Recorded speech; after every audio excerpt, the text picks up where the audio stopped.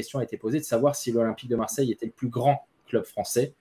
Évidemment, vous connaissez tous mon avis sur la question, mais au-delà de ça, j'aimerais qu'on puisse débattre, qu'on puisse apporter peut-être des arguments, qu'on puisse dire pourquoi ça ne l'est, pourquoi ça ne l'est pas forcément, qu'est-ce qu'il faut rappeler. Avant qu'on entre vraiment dans le vif de la polémique, je voudrais qu'on s'interroge vraiment sur l'Olympique de Marseille, plus grand club français. Alors, moi, ma version des faits, c'est déjà, il faudrait préciser la question, qu'est-ce qu'on entend par grand? Parce qu'il y a des gens qui entendent, on peut entendre grand de plusieurs façons. Moi, pour moi, il y a trois critères importants. C'est l'histoire, c'est-à-dire la dimension qu'a l'histoire du club, c'est-à-dire pas forcément la longévité, mais la richesse de l'histoire. Le deuxième critère, c'est la popularité.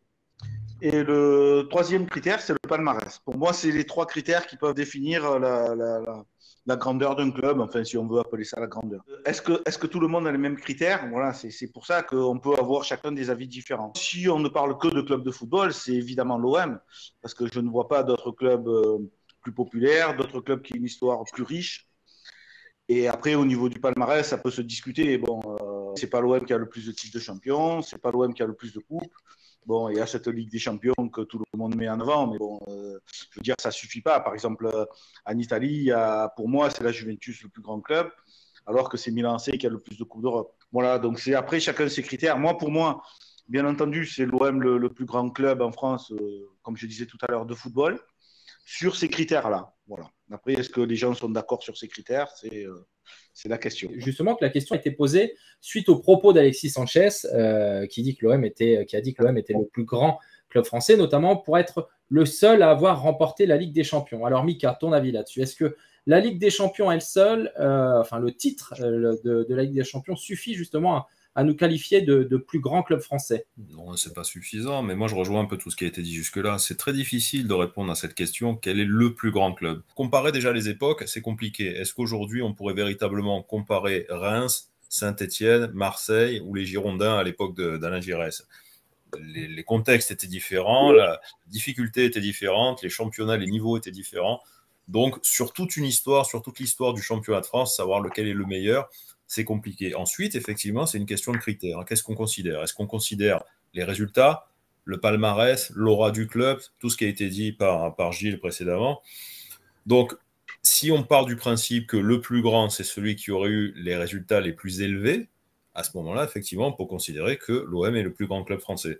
Après, si on coche aussi toutes les autres cases, en termes de popularité, de longévité, d'aura, on est aussi plutôt pas mal placé, puisque force est de constater que ça fait des années quand même qu'on a des difficultés à avoir des vrais résultats en championnat ou en Europe, même si on est allé relativement loin l'année dernière. Et pourtant, dans l'inconscient collectif, on reste encore une équipe extrêmement populaire en France comme à l'étranger. Donc, on a quand même pas mal de critères d'un grand club, d'un très grand club ici en France et à l'étranger. Le club passe outre les joueurs, comme on disait, le Paris Saint-Germain est starifié par Neymar et Messi. C'est pour ça qu'au Japon, ils peuvent se permettre une tournée ou autre.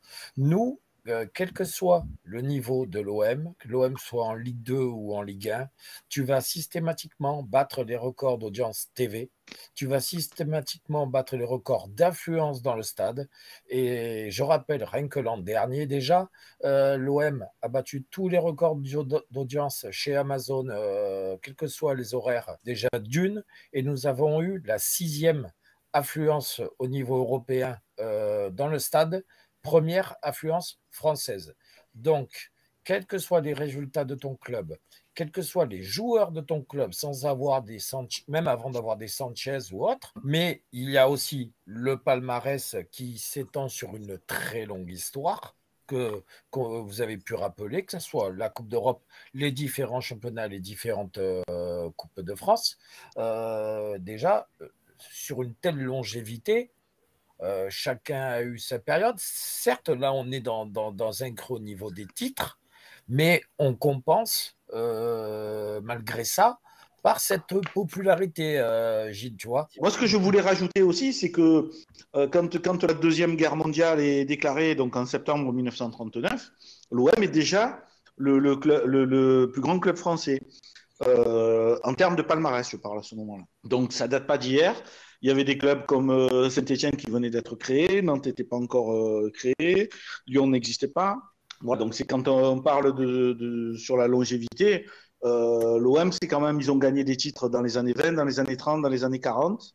Pas dans les années 50, mais dans les années 60, 70, 80, 90. Vous voyez, enfin, voilà, ils ont gagné toutes les décennies, il y a quand même quelque chose. Il y a soit un titre, soit une finale de coupe, soit... Voilà. Et les propos de Grégory Schneider, malheureusement, j'ai dû le citer. Tu en penses quoi? Il faut juste rappeler que c'est tout à fait punissable, puisque là, il se réfère à des histoires d'empoisonnement, de matchs achetés, etc. Donc, totalement en dehors du cadre de la seule affaire qui a été jugée, c'est l'affaire OMVA.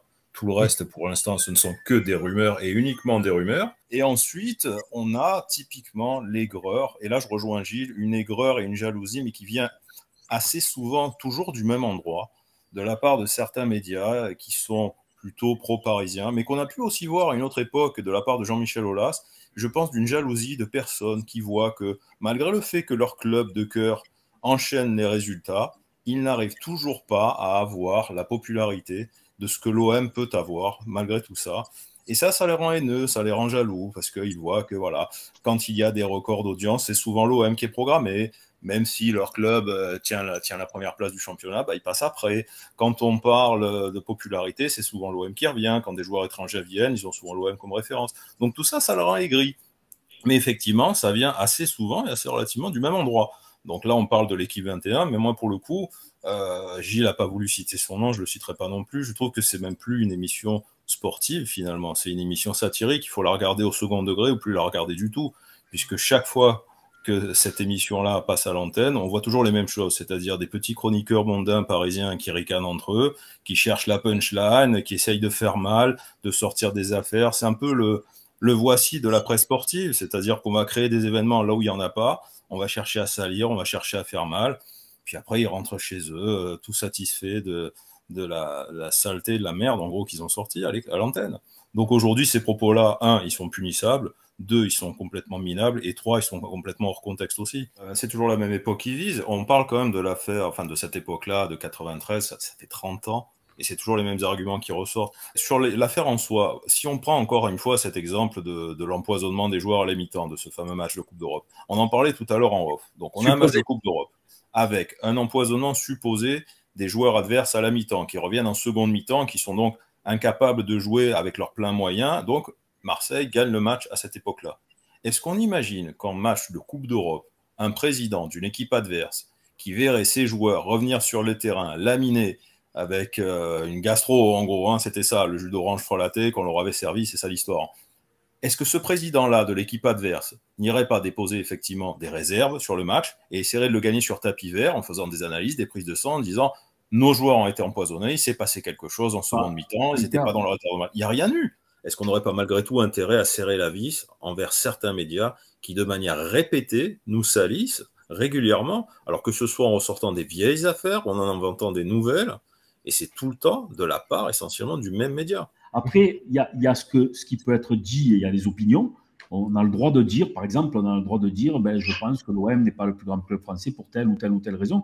Et il y a la manière dont ça a été exprimé. Encore une fois, ça a été fait avec le visage. Il transpirait la haine, ce monsieur-là. Donc, il n'a plus du tout il ne peut pas du tout s'afficher comme quelqu'un d'objectif avec une forme de déontologie qui doit être propre on va dire, au métier de journaliste. C'est à partir de ce moment-là, il n'est plus journaliste, il est hater.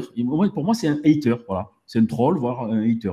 Donc, il n'a plus aucun crédit. Je pense que malheureusement, ces médias-là, et quand je disais tout à l'heure que l'équipe était devenue le voici de la presse sportive, c'est un peu dans ce sens-là. C'est-à-dire qu'à partir du moment où l'audience baisse, à partir du moment où ils ont moins la main mise que ce qu'ils ont pu avoir par le passé, parce qu'effectivement, il faut se souvenir de ce qu'était l'équipe à l'époque, c'était le seul journal quotidien sportif, et tout le matin, tous les amateurs de foot se levaient et allaient acheter l'équipe, même si on n'était pas d'accord avec les propos qu'ils tenaient.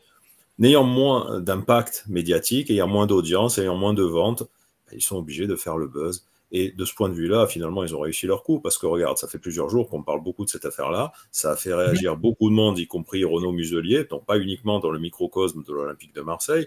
Donc, ça leur fait quelque part de la publicité, malheureusement.